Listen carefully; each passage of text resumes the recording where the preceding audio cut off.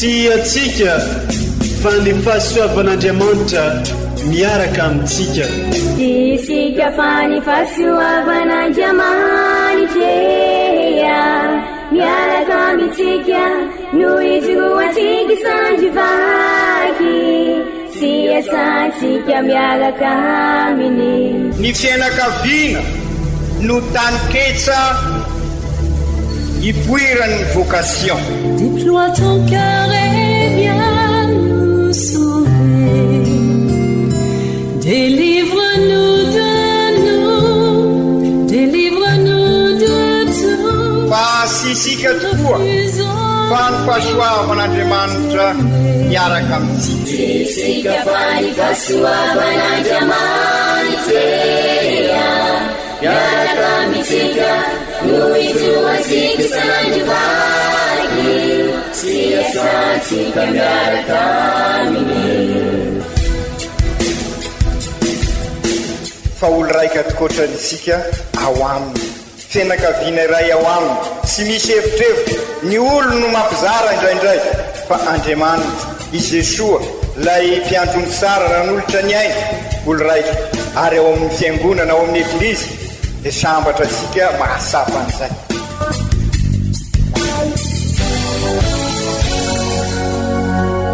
Olo araiky atsika atambatry ny fanahy masina kamiray, olo araiky ao amin'ny Kristy. Fandaram-pampianarana iaranao amin'ny son excellence Monseigneur Benjamin Marc Caramarson eto amin'ny radio Fania.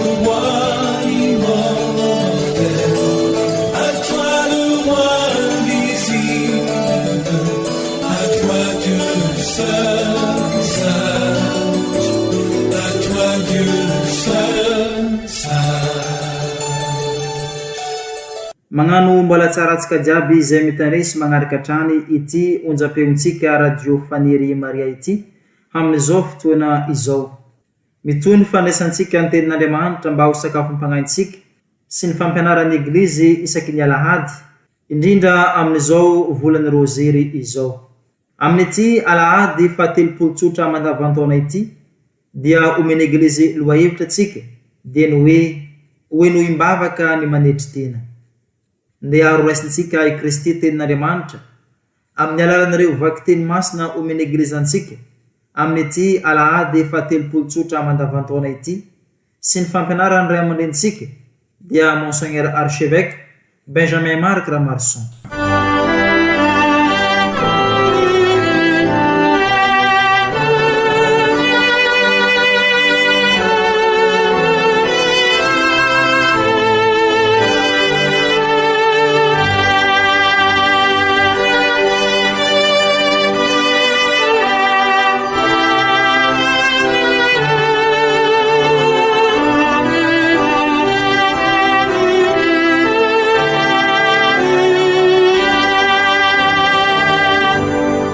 Fankalazana ny tenin'Andriamanitra, vaky teny masina ao voalohany, boky ny Siraka. Mpitsara ny Tompo ary tsy mijery izay filaharam-piambonian'ny olona akory izy. Tsy mizaha tavan'olona hamono antoka ny mahantra izy, ary mihaino ny vavak'izay ampahoriana. Tsy mba ataony tsy ho zavatra ny kamboty mitalao, na ny mpitondra-tena mamboraka ny fitarainany aminy. Horaisina tsara izay manaja an'Andriamanitra araka ny fomba ankasitrahany, ary tafasondrotra hatrany amin'ny raona ny fivavahany. Maniteraka ny raona ny vavaky ny manitry tena, fa tsy ionina izy raha tsy tonga amin'Andriamanitra izany. Tsy tsahatra izy raha tsy efa nojereny avo indrindra. Dia itsara araka ny rariny ny Tompo ka amoaka ny fitsarana. Tsy ampiandry akory ny Tompo, tsy andefitra intsony izy amin'ny pampahory. Izany ary ny tenin'ny Tompo. Isorna ny Andriamanitra.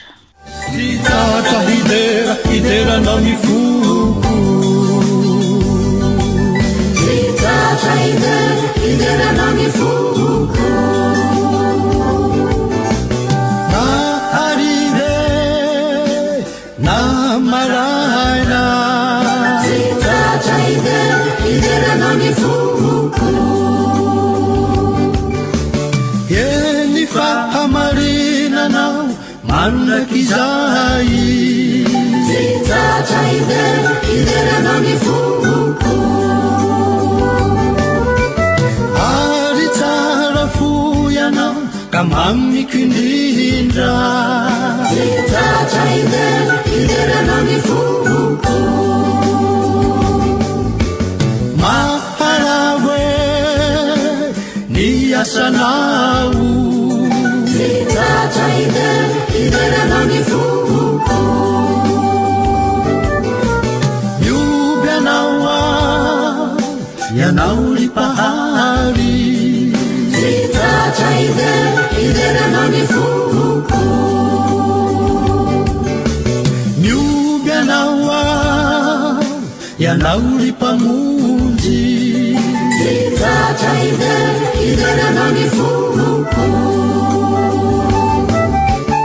ari yanawe panamasinanai zitata iderana mifuko zitata iderana mifuko zitata iderana mifuko zitata iderana mifuko. Vaky teny masina faharoa taratasy faharoa ny masinda Paoly apôstôly ho an'ny Timote. Ry zanako malala, izaho dia mova tsy efa idina ho fanatitra sahady ary efa ntomotra ny andro ialako.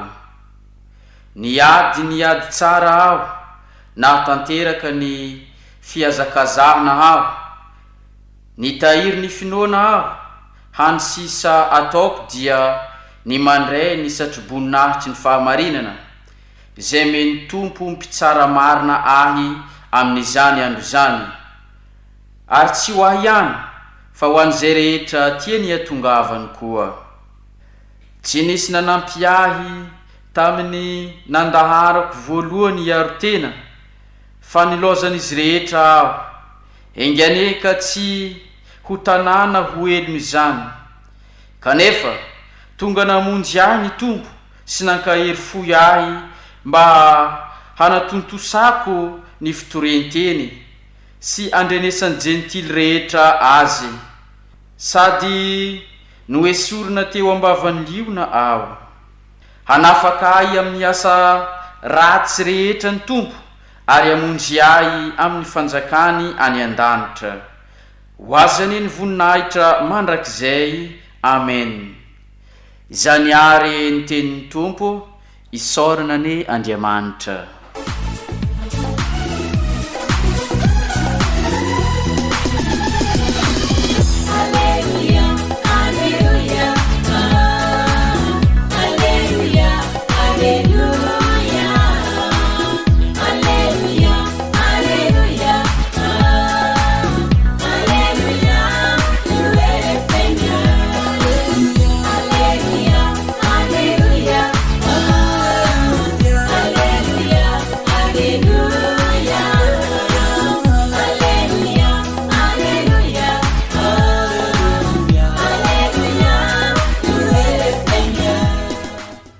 Antsika mianakavany eny tompo, ho tanteraka tokoa ny izany.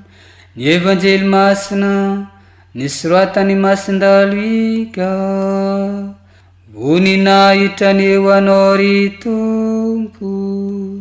Tamin'ny zany andro zany i Jesoa nanao ty fanoharina ity, mankamy ny sasany natoky tena ho marina sy nanimbaka ny namany.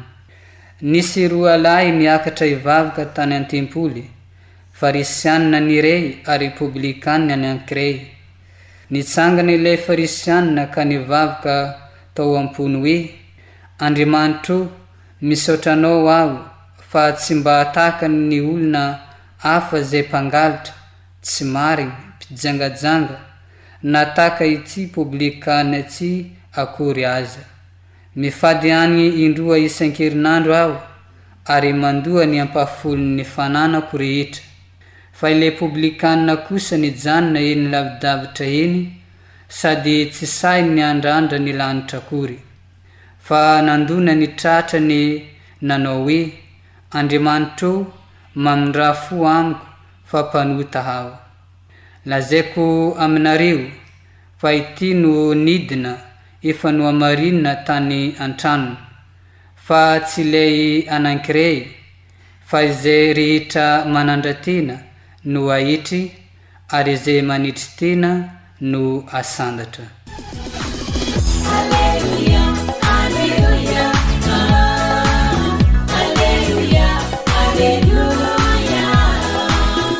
alleluia, alleluia, alleluia, tu es Seigneur. Alleluia, alleluia,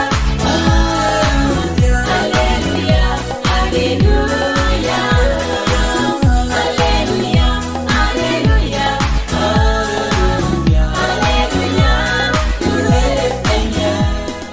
Izany ary ny teniny Tompo, dirany eo anao ry Kristy.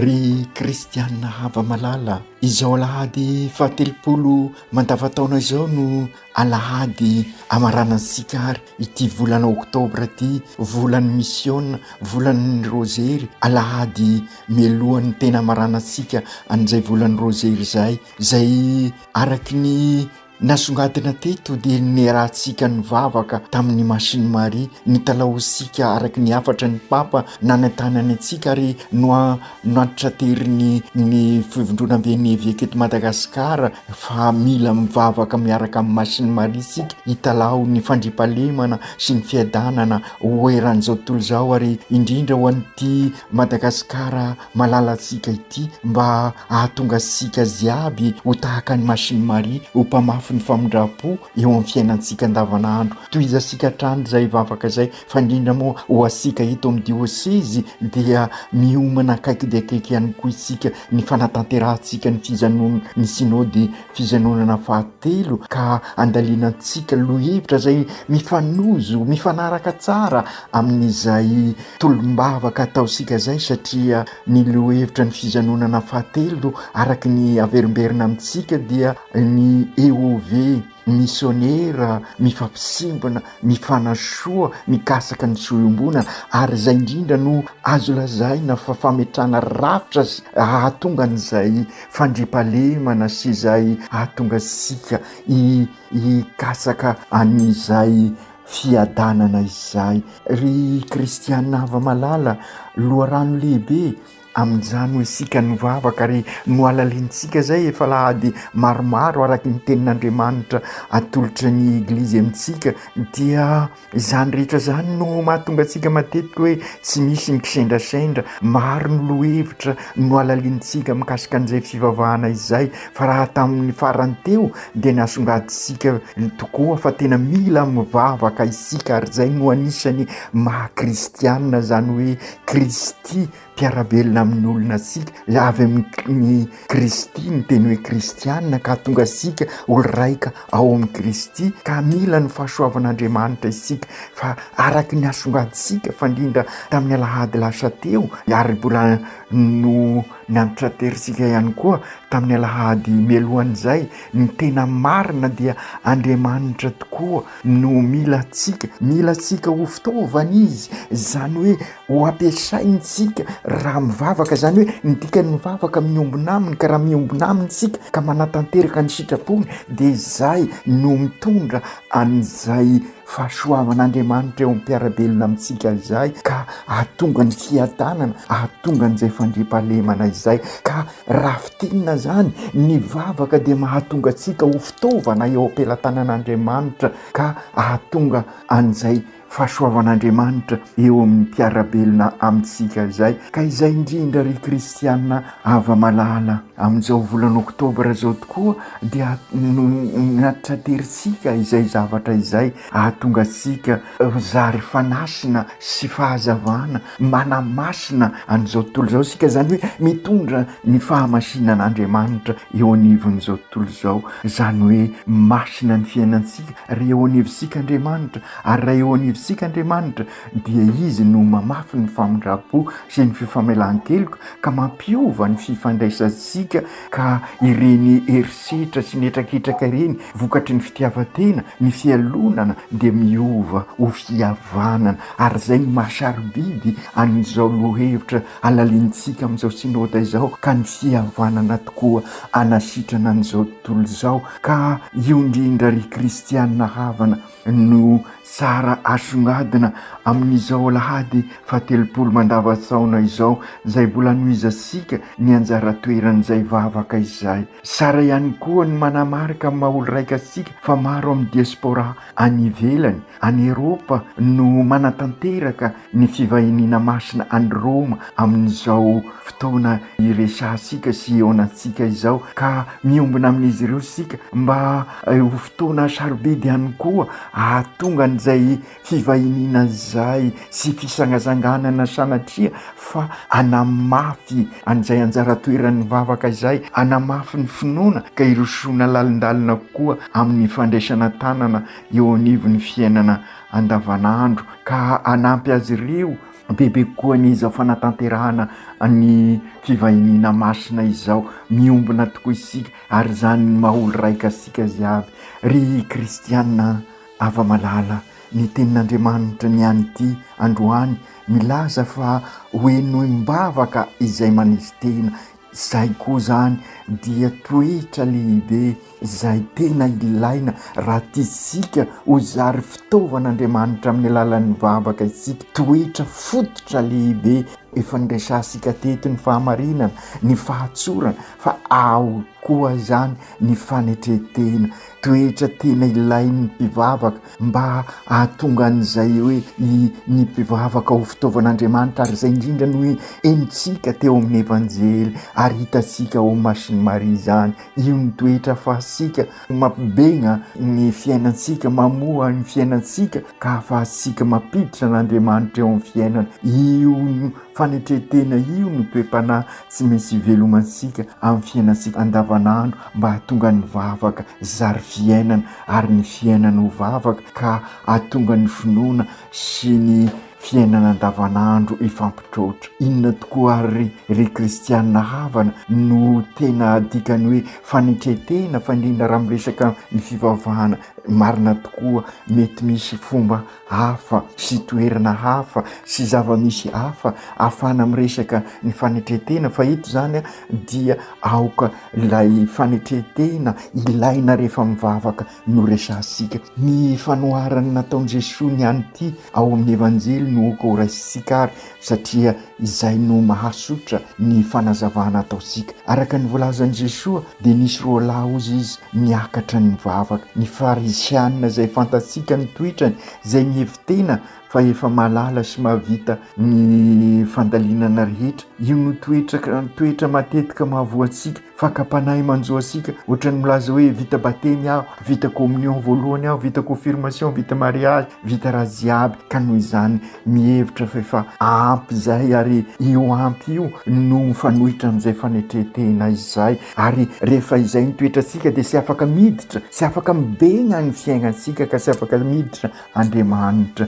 Io ny toetran'ny farizianina hitasika, misaotra an'Andriamanitra izy na izany azy, fa ny aina sy ny velona ny fampianarana araky ny lalàna sy ny fepetra, nefa ety ivelany ihany no nanatanterany an'izay, fa sy ao anatiny ao sy ny fo no manao azy, ary indrindra aza ny ety ivelany fosiny no misongadina, ka izay indrindra sy afaka miditra ao amin'ny fiainany Andriamanitra. Hafa dia hafa tokoa nefa ilay publikanina, satria milaza ny zavatra sy ainany misy izy ary mifona amin'Andriamanitra, satria milaza fa sy mivady hanina, manana toetra tsy mendrika, zany hoe sy mitsara olona izy fa mahasapa ny fahalemeny fantasika zay tanterahisika ety ivelany fotsiny ka mahatonga an'ireny fiasarambelasi ireny kanefa ny fosika no tena zay ren'Andriamanitra ary de nysika fa ilay publikanina feno fanetretena ny talao tamin'Andriamanitra no nandray ny famindrapon'Andriamanitra satria nibegna ny fiainany nisokatra ny fiainany ka no avozon'Andriamanitra izy ka rehefa nisokatra ny fony dia nizary fitaovan'Andriamanitra izy ka izay indrindra ry kristianina havana inona moa ao anatin'izany rehetra zany no tena afatra tiany Jesosy ambara amintsika sy ny fanatanterahasika ny lalàna zany ny tena zava-dehibe ilaina de ilaina ny manatanteraka ny lalàna fa ny tena tadiavina mba sy hadiso hevitra sika dia hoy Jesosy sy ny fanatanterahana ny lalàna ny zava-dehibe fa ny fiainantsika azy marina tokoa ry kristianina havana misy efa diso hevitra ka mampianatra fampianarana diso ka milaza hoe sy ilaina sonny didifolo sanatria zany diso hevitra izy ireo raha mieritreritra an'izany ilaina de ilaina ny fanatanterahana ny lalàna fa ny fo zany hoe rehefa mibegna misokatra zay fo zay ka hipetrahan'Andriamanitra no manova ny fiainansika ka izay indrindra no anton'izao synôda izao ry kristianina havana hoentsika hanokatra ny fiainansika ampibegna ny fiainansika ka ahatonga ny batemony resika ho avy ao anaty tokoa ka io batemy io mahaeovy asika ka manatanteraka an'izay eglizy olo velomin'Andriamanitra izay avy ao anatin'ny fo no enantsika azy ka zary fianakaviana n'Andriamanitra tokoa isika zary eglizy kely n'Andriamanitra ka rehefa isika tsiraikiraiky no zary eglizy kely dia toeran'Andriamanitra ka miova ny fiainansika manontolo ka raha manatanteraka ny didifolo sika de sy misy soniny herisetra fa mifanazy sika ary miova sara ny fiainansika izany ny tanjona tiany Jesosy lazaina eto fa sy hoe rasy ny fanatanterahana ny didin'Andriamanitra na koa hoe sy ilaina ny vita batemy na vita mariazy sanatria zany ny tadiavin'i Jesosy dia avy ao anatsika ao satria efa nibegna ny fosika no anatanterahasika fa sy von'ny ena maso na ny fiasaram-belasi fa ao anatin'ny fanetretena tanteraka no entsika mivelona ny finoansika eo amin'ny fiarahamonina misy ansika izay no ambaran'ny vakiteny voalohany amin'ny alalan'ny bokin'ny Siraka raha milaza izy hoe rehefa sika tokoa ny mivavaka de mihaino ansika Andriamanitra satria mahalala ny fosika izy ray ka mahalala rehefa mahalala ny fosika izy dia dikan'izay ny fiainansika manontolo mianjahanja miseho mivantana aminy tahaka ny fiainan'ny Masiny Maria ary ny mahatonga an'izay dia avy amin'ny fanetretena ka rehefa manetretena isika dia diovin'Andriamanitra mandrakariva ny fiainansika ny fanontaniana mipetraka ary de hoe ahoana ny fomba anadiovan'Andriamanitra ny fosika araka ny voalazasika teo rehefa miresaka momba ny fivavahana isika ka ny spesika ny hoe ny fivavahana de ny mampiditra an'Andriamanitra ao amintsika ao ary izay no vokatra ny fiainona ny tenin'Andriamanitra ary zay natao hoe finoana fanokafasika ny fiainansika ka hidiran'Andriamanitra eo amin'ny fiainansika ka manatanteraka ny sitrapon'Andriamanitra isika tahaka ny Masiny Maria raha mihaino ny tenin'Andriamanitra tokoa isika de izy no manadio ny fiainansika nataon'ny Masiny Maria zany ary amin'izao volana oktobra zao volany rozery de izy no modely sady mivavaka ho atsika ary maneraka asika tahaka ny voalaza ao amin'ny bokin'ny Siraka hoe amin'izay de Andriamanitra ny mitantana antsika ka hanatsara ny fiainansika ry kristianina hava malala voalaza koa izany ao amin'ny vakiteny faharoa ao amin'ny taratasin'ny Masindapoly hoy indrindra izy rehefa tanteraka tokoa zay fanatretena zay ka miomina amin'Andriamanitra na inona miseho na inona mety mitranga de vonina mandrakariva ny mpanetritena hoy Masindapoly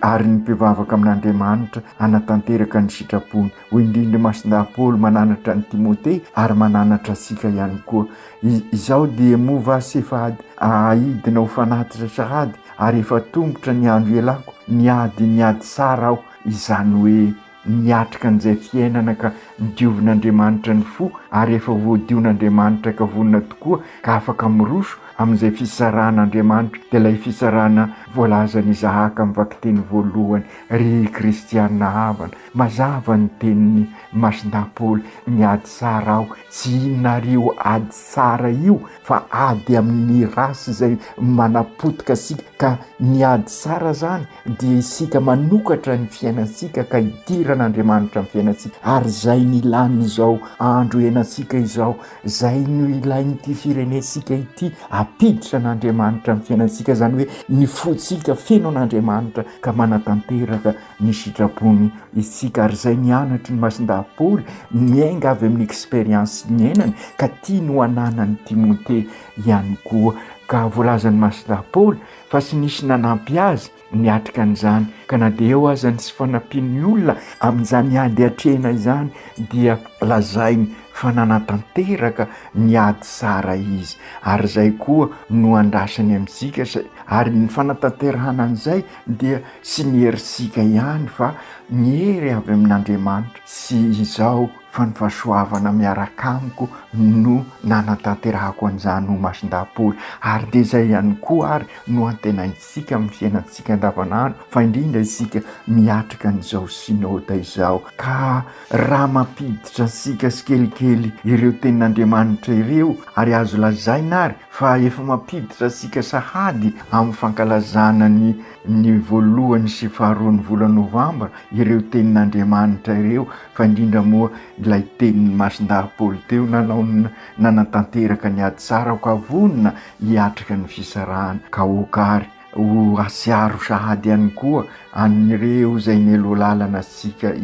Ry kristianina hava malala, teo am-piandohana dia efa nilazaintsika ihany koa fa izao fotoana ny synôda izao no entisika manatanteraka ny taon'ny Jobily, ka mampiditra asika ihany koa amin'izay fankalazana ny famonjenasika izay, ary efa mampiditra asika sikelikely ihany koa amin'ny famaranana an'izao taona liturgika izao, amin'ny fetin'ny fankalazana ny Kristy Mpanjaka. Ka azo lazaina ary ry kristianina havana fa ireo tenin'Andriamanitra sy izay fampianarana izay dia mampiditra asika sikelikely ihany koa amin'izay famaranana ny taona liturgika izay. Ka ny famaranana liturgika dia anambara asika fa i Kristy manjaka amin'ny fiainantsika, zany hoe isika nanokatra ny fiainantsika ka napiditra n'Andriamanitra eo anivon'ny fiainantsika sy ivon'ny fiainantsika. Okary isika menakavy ahay anarorotra an'izao synôda izao, anatanterahasika ny fivahiniana masina mampiombona antsika ka irosotsika lalindalina koa amin'ny fifampitsimbihnana, amin'ny fifanasoavana, ka ikasasika mandrakariva ny soimbonana, hitondra antsika amin'ny fihavanana marina, dia ny fihavanana sady kristianina no malagasy anasitrana an'izao tontolo izao. Ry Jesosy Tompo, aza vela anana ny toe-panahy voalaza amin'ny fanoharana izahay, izany hoe ilay toe-panahy ny farizianina, fa oka kosa anaiky ampanetretena ny tsy famendrenay tahaka ny mpanoradalana sy ny mahantra sy ny malemy miatrika izao fiainana izao. Ianao ny fahasoavana mankahery anay, ka ingany eo diovinao tokoa ny fonay, ho sotra ny fiainanay, ka ho vonona anao ny ady tsara izahay, ka zary famantara-pamonjena ho an'ireo manodidina anay, ho mpivahiny ny fanantenana, mpamafy hafaliana, fiadanana, fihavanana sady kristianina ny malagasy. Masiny Maria reno mpanjaka vaviny Roger,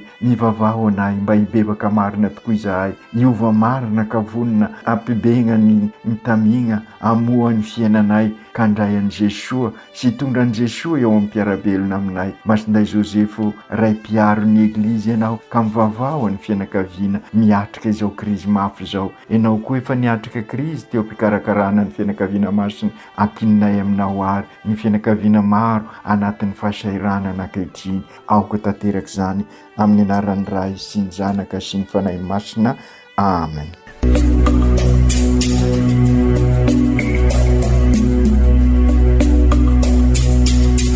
Tsy atsika fa ny fahasoavan'Andriamanitra miaraka amintsika.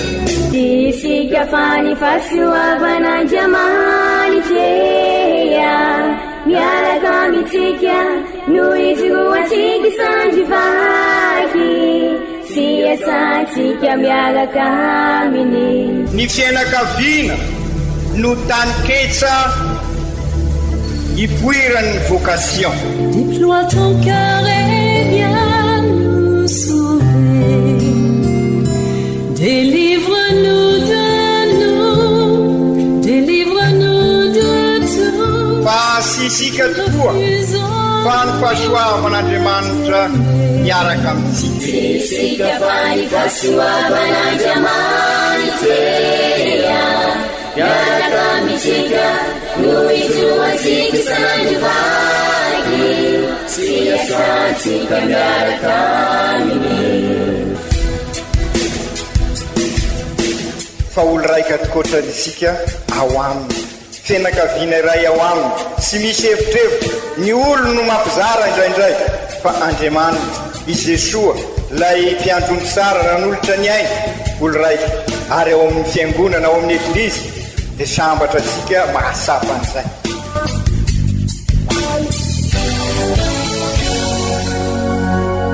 Olo araiky atsika atambatry ny fanahy masina kamiray, olo araiky ao amin'ny Kristy.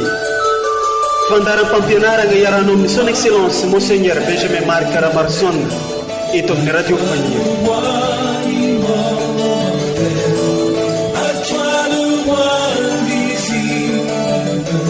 À toi tout seul.